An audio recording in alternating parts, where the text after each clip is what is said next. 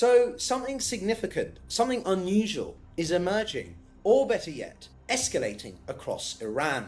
Over the past week, we've seen protests exploding across the country.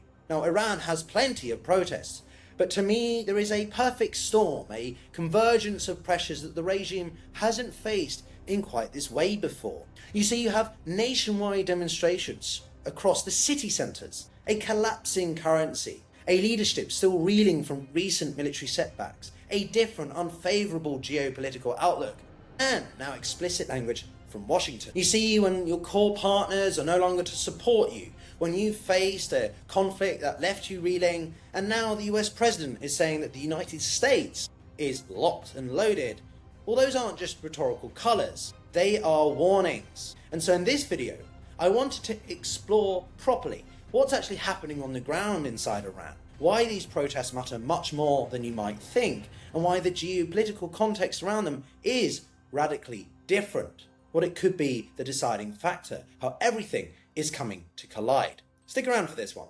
It could be the major first geopolitical event, 2026. This is the Global Gambit. How you going, everyone? Welcome back to the channel. If you're new, we look at geopolitics, economics, international relations, and the first major video of this year focusing on Iran, because we don't just say what's going on, we explain how and why. And before getting into it, therefore, I'm curious what you guys think. Is this another just round of protests within the Islamic Republic of Iran, or is it a genuine shift in what could be a defining factor for the rest of the year?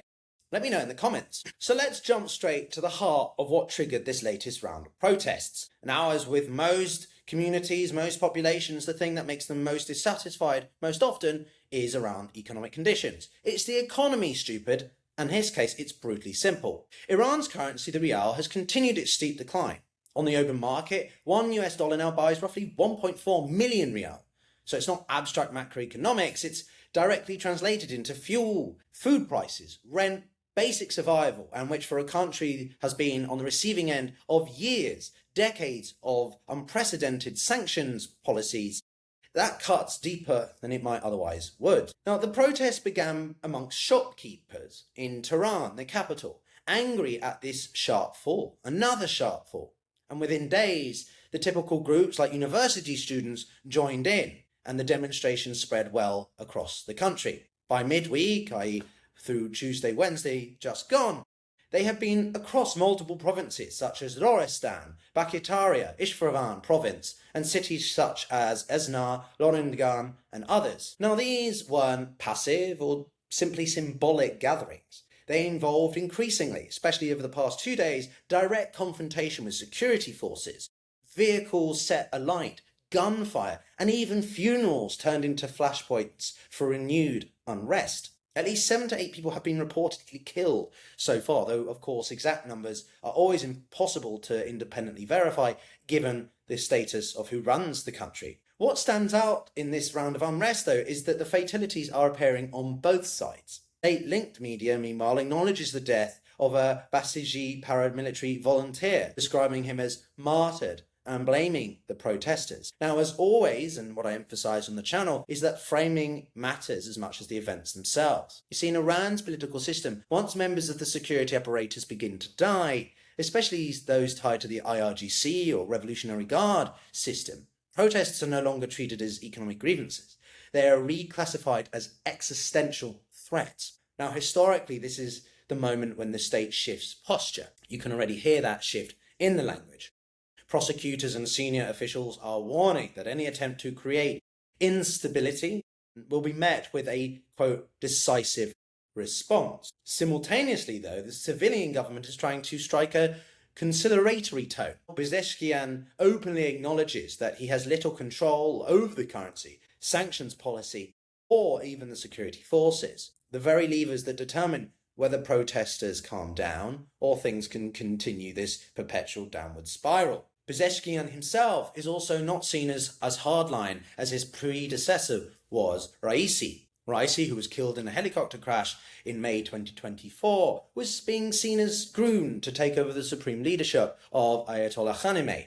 However, Pezeshkian is more of a, well, in this context, moderate, although there is not really any one moderate in this regime. The point being is, though, that he has unverified credentials in trying to deal with something of this nature, which may well be emboldening the protesters still further.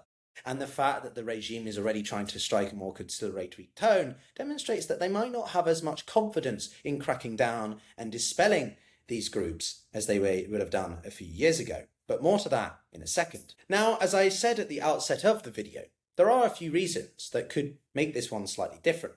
These protests are unfolding in urban centres, not just peripheral or rural areas. In previous waves of unrest, demonstrations often flared first on the margins, poorer regions, ethnic minority areas, or especially economically neglected provinces. These protests were therefore easier to isolate, contain, and ultimately repress. This time around, though, unrest has begun in the capital and spread outward. That signals emboldenment rather than desperation. It suggests protesters are increasingly willing to confront security forces where the state is strongest, not weakest. And that, of course, then matters psychologically. Authoritarian systems rely heavily on deterrence, on the perceived threat. Once people stop believing repression will automatically work, that balance begins to shift, even if only temporarily. It is still early enough to say where this could lead. Now layer in the increasing international recognition. The initial week didn't receive too much coverage, but now the US president has warned that if Iran's rulers violently kill any peaceful protesters, the US will, quote, come to their rescue. And then came the phrase that has caught a lot of people's attention. We are locked and loaded and ready to go. Now that's not casual language, at least one would assume from Trump. And the phrase has deep roots in the military training and doctrine and is commonly used to indicate preparedness for some form of action. Now, it has entered popular culture, its meaning is explicit. The US president has used similar language in past confrontations from North Korea to Syria. While not every threat translates into action, the wording deliberately keeps the military options visible. Iranian officials have obviously taken this warning seriously and pushed back. Senior figures close to the supreme leader responding by warning that US interference would destabilize the entire region and damage American interests. So that response isn't dismissal. Its recognition and escalation is plausible, but not necessarily in the way you'd think. Because if Iran was looking to dissuade the US from doing something, it wouldn't warn about the broader Middle East and the ramifications. It would simply be more antagonistic in tone, threatening, instead of just cautioning of the broader fallout. The next major contextual difference, and arguably the most important, is that these protests are not happening in the same environment. Iran is in an incredibly different geopolitical landscape now. It has been strategically weakened over the past couple of years, especially since June and the 12-day war with Israel, which left it exposed and damaged so much of its facilities. Command structures being exposed and its regional proxy network, along the backbone of Iran's entire deterrent strategy, has been dismantled. Hezbollah completely constrained, militias fragmented, full deniability has largely eviscerated. Simultaneously, many of the groups or entities that you might think could come to support of Iran, be its proxy network, but also nation states. Russia is in no position to help. It is consumed by its war in Ukraine, economically constrained and diplomatically isolated. Aside from Russia, others might point to China as one of Iran's core counterparts. However, the likelihood of China getting involved in Iran's issues right now, to me, is near impossible. They often follow the foreign policy tagline of, we do not interfere in internal affairs of sovereign states or of other countries. And to be honest, China doesn't really care who runs the country as long as they get what they need. Moreover, despite them benefiting significantly from Iran's oil and energy provisions, right now Russia is in need of selling much of its own. And so if China is having a difficult time acquiring from Iran, then they have alternative options. China getting involved here is not going to happen.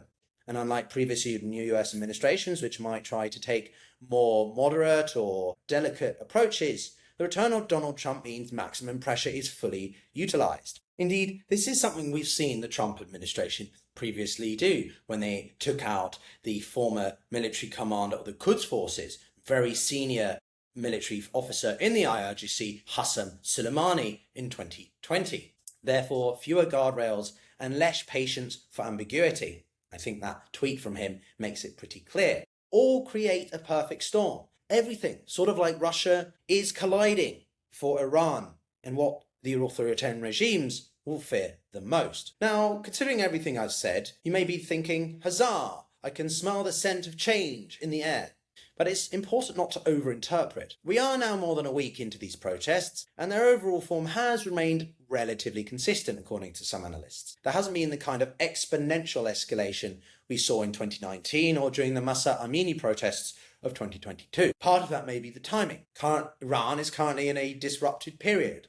Public holidays, religious observances, and seasonal slowdowns all distort mobilization patterns. Historically, protest movements in Iran either fizzle quietly or reignite suddenly once routines resume. That means the real test may come as we go through more of January.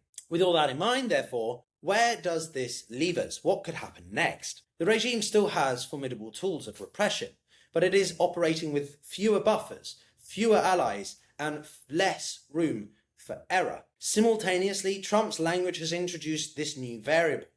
As people read his social media posts, some may be imagining American forces landing in Tehran to assist protesters.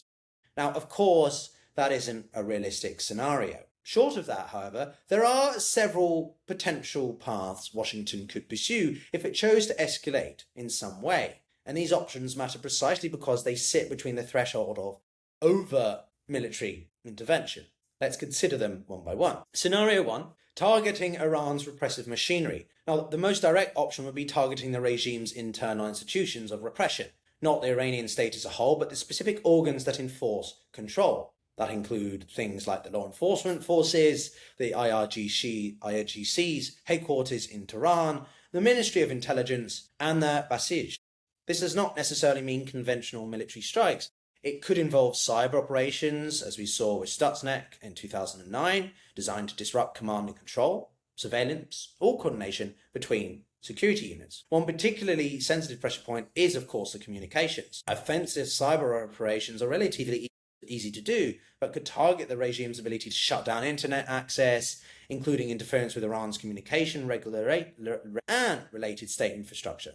That would therefore directly affect the regime's ability to isolate protesters, to control the narratives, and coordinate the repression. Option 2, a second scenario, would be what some people describe as creative declassification. What this means is that you release intelligence about elite corruption, internal fractures, or the operational structure of Iran's repressive institutions.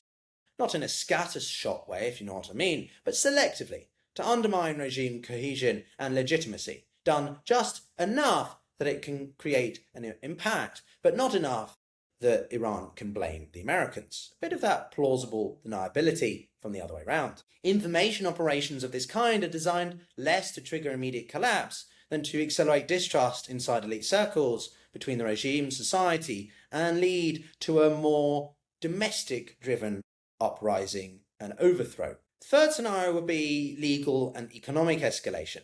That, of course, includes more sanctions under existing frameworks such as the Mahsa Act, alongside additional designations targeting individuals and entities directly linked to repression. Now, while sanctions alone are unlikely to change regime behavior, they can raise the cost of escalation for decision makers and reinforce internal divisions over who bears the responsibility. And since this all started around economics, targeting that again, or even more, may well be an effective route to consider. Scenario 4, the final one, is most opaque, but it is technically a form of covert action. By definition, this is the least visible and the hardest to assess externally, but historically this has been one of the tools used by the West, and when it wants to apply pressure without crossing overtly red lines. What matters here is not speculation about specific actions, but the fact that Trump's language implicitly signals that such options are not off the table.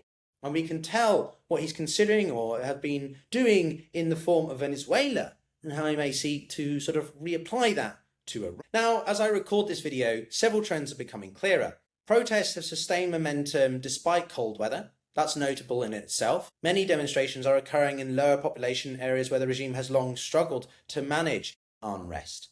And for the first time in this cycle, protests have appeared in Zahedan, a city that played a major role in the Mahsa Amini protests of a few years ago. That reappearance symbolically does matter. So therefore we're shifting from no longer just talking about slogans or chanting discontent.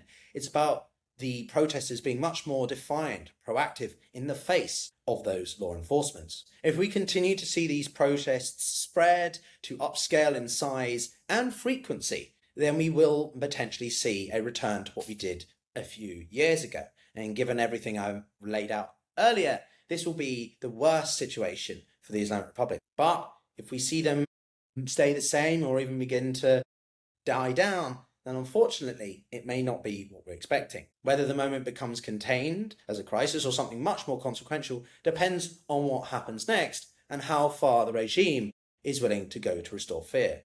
That's what I'll be watching closely, and where you can come back to this channel to find updates and analysis on what's happening. If you enjoyed this video, you'll consider subscribing and liking the video. And if you want to support me further, you can find links in the description below to buy me a coffee or join me on Substack, where I break down these issues even deeper.